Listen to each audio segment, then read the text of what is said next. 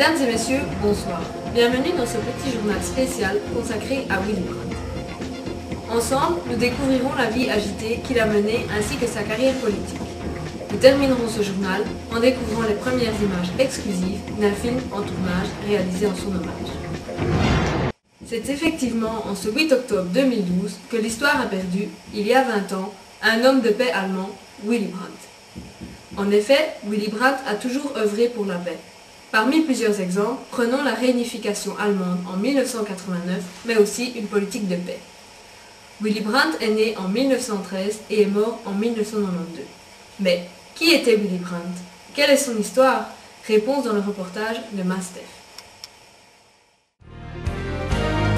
Willy Brandt, de son vrai nom, Karl Eberfram, est né à Lübeck, en Allemagne, en 1913. Il commence sa carrière politique très jeune. Dès le départ, il ancre son engagement très à gauche. Lorsqu'il prend conscience de la montée du nazisme, il décide de fuir en Norvège. Karl Eberfram adopte la nationalité et prend le nom de Willy Brandt. En 1945, il réintègre son pays natal et en reprend la citoyenneté en 1947. Dès lors, il rejoint le Parti social-démocrate. Après la Seconde Guerre mondiale, il est tour à tour député, maire, ministre des Affaires étrangères et accède à la chancellerie en 1969. Il tente alors de renforcer les rapports du pays avec l'Est. Il œuvre pour la signature des traités germano-soviétiques et germano-polonais. Willy Brandt a subi l'épreuve de la construction du mur de Berlin. Son incompréhension des événements le pousse à innover dans la politique étrangère. C'est ainsi qu'est apparue l'Ostpolitik. Celle-ci est une politique à l'Est qui adoucit les relations refroidies par le conflit soviétique entre l'URSS et l'Europe soviétique. En 1971, ses efforts sont récompensés par le prix Nobel de la paix. Brandt est réélu en 1972, mais le pays connaît quelques turbulences politiques et économiques. Une affaire d'espionnage le contraint à démissionner en 1974. Il préside alors l'Internationale socialiste, puis prend vivement parti pour la réunification de l'Allemagne dès 1989.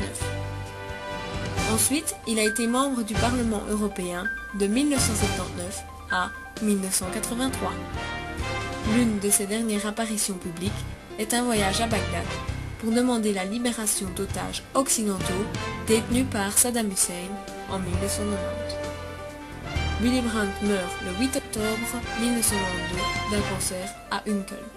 Ce jour, l'histoire a perdu celui qui donnait l'exemple d'un pragmatisme européen alimenté par la conviction que les Européens avaient tout à gagner à chercher des voies communes. Voilà pour son histoire. Passons maintenant à sa carrière politique ainsi qu'à ses actions. Willy Brandt a un éventail d'actions très large.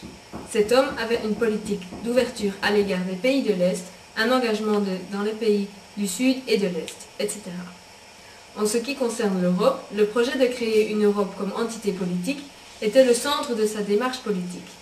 Cette politique adoucissait les rapports avec les pays de l'Est. Regardons ensemble le résumé de sa carrière.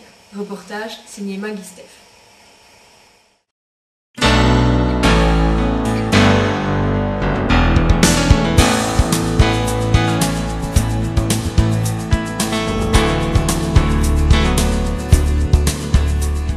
L'époque où Willy Brandt a joué un rôle important s'étend de la période de la Deuxième Guerre mondiale aux années 1990.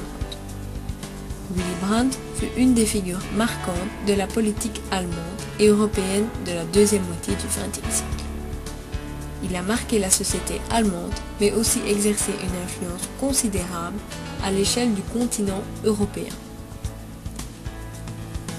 L'éventail de son action en matière internationale est large.